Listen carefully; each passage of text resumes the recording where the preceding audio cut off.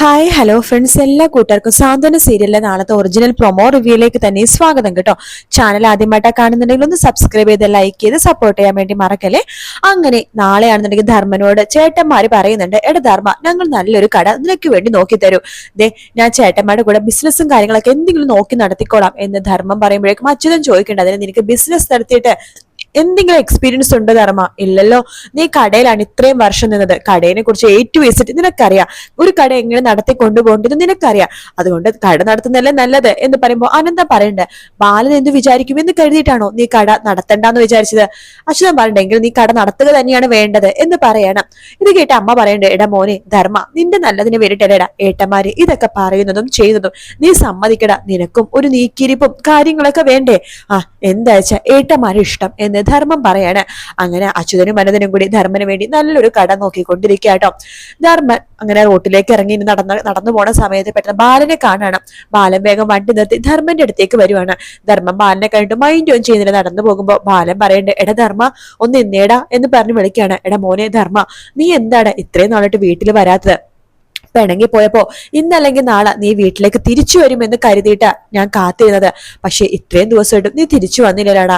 എനിക്ക് എന്തുമാത്രം വിഷമുണ്ടെന്ന് നിനക്കറിയാവോ? നീ എന്താണ് മോനെ തിരിച്ചു വരാത്തത്? ഞാൻ പറഞ്ഞതൊക്കെ അപ്പോഴത്തെ ദേഷ്യത്തിൽ പറഞ്ഞു പോയതടാ, ടെൻഷനിൽ പറഞ്ഞു പോയതാ, ഒരിക്കലും നിന്നെ തെറ്റുകാരനായിട്ട് കണ്ടു പറഞ്ഞതല്ലടാ. വിട്ടുകളടാ മോനെ, നീ വീട്ടിലേക്ക് വാ. ആകാശിനെയും അതുപോലെ തന്നെ ആര്യനെയൊക്കെ ഞാൻ എന്തുമാത്രം വഴക്ക് പറയാറുണ്ട്, അടിക്കാറുണ്ട്, അതൊക്കെ പോലെ തന്നെയാണ് നിന്നെയും വഴക്ക് പറഞ്ഞോളൂ. അതെ, അളിയനോട് ഞാൻ ഒരു കാര്യം പറയാം. എന്നെ വഴക്ക് പറഞ്ഞാലും അടിച്ചാലും എനിക്ക് പ്രശ്നമില്ല, പക്ഷെ എന്നെ കള്ളനാക്കിയത് എനിക്ക് സഹിക്കാൻ പറ്റില്ല. അതെ, ആദ്യം അളിയനൊരു കാര്യം ചെയ്യും.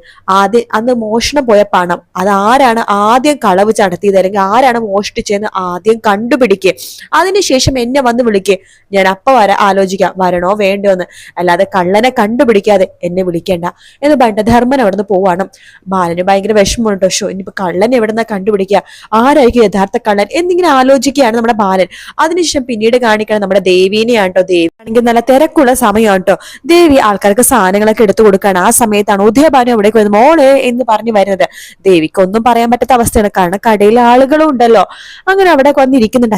അച്ഛൻ എന്ത് ചേച്ചി ഇവിടെ വന്നത്? മോളെ, അന്ന് തന്ന ബിസ്ക്കറ്റ് എടുത്ത് തീർന്നു പോയി ഒരു പാക്കറ്റ് കൂടി താടി. അച്ഛൻ ഇവിടെ കസ്റ്റമേഴ്സ് ഉണ്ട്, അച്ഛനത് പോവാൻ നോക്കച്ച.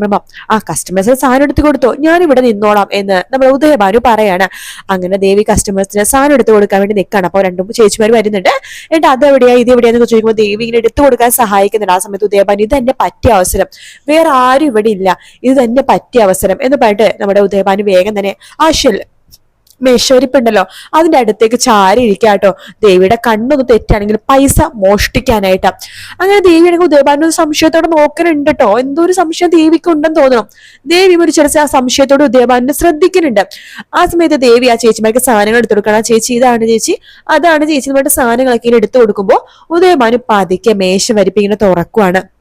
അതില് ഒരുപാട് പണം ഉണ്ട് കേട്ടോ. കാരണം ഒരു വൈകുന്നേര സമയത്താണ് ഉദയഭാനു കയറി വന്നത്. അതുകൊണ്ട് തന്നെ ആ ദിവസത്തെ കച്ചവട പണം എല്ലാം തന്നെ മേശ വരിപ്പിലുണ്ട്. അങ്ങനെ ഉദയഭാനു മേശ തുറന്ന് ആ പണം എടുക്കാൻ പോണ സമയത്ത് തന്നെ ദേവി കറക്റ്റ് ആയിട്ട് പുറകിലേക്ക് തിരിഞ്ഞു നോക്കുന്നുണ്ട്. ആ സമയത്ത് കാണുന്ന കാഴ്ച എന്ന് പറഞ്ഞ ഉദയഭാനു പണം എടുക്കാൻ വേണ്ടി നോക്കുന്നതാണ്. അത് കാണുന്ന ദേവിക്ക് മനസ്സിലാവുന്നുണ്ട് പണം മോഷണം പോയതും മോഷ്ടിച്ചതും എല്ലാം തന്റെ അച്ഛൻ ഉദയഭാനു ആണെന്ന്. അങ്ങനെ നമ്മുടെ ഉദയഭാനു എന്ന് പറഞ്ഞ കള്ളനെ ആദ്യം കണ്ടുപിടിക്കാൻ പോണത് ദേവി തന്നെയാണ്. പക്ഷെ ദേവി അത് കണ്ടുപിടിച്ച് എങ്ങാനും ഉദയഭാനുവിന്റെ അടുത്ത് വരികയാണെങ്കിലേ അതൊക്കെ ക്യാമറയെ പതിയും. അപ്പൊ ആനന്ദ എന്താ വിചാരിക്കുക, ഉദയഭാനുവിനെ മോഷ്ടിക്കാൻ വേണ്ടി അങ്ങനത്തെ ഒരു സാഹചര്യം ഉണ്ടാക്കി കൊടുക്കുന്നത് ദേവിയാണെന്നേ കരുതുള്ളൂ. അപ്പൊ എന്തായാലും നാളത്തെ പ്രൊമോയിൽ ഇത്രയും ഭാഗം തന്നെ കാണിച്ചിട്ടുള്ളൂ കേട്ടോ. വീഡിയോ ഇഷ്ടപ്പെടുകയാണെന്നുണ്ടെങ്കിൽ ലൈക്ക് ചെയ്യാനും സബ്സ്ക്രൈബ് ചെയ്യാനും കമന്റ് ചെയ്യാനും മറക്കല്ലേ.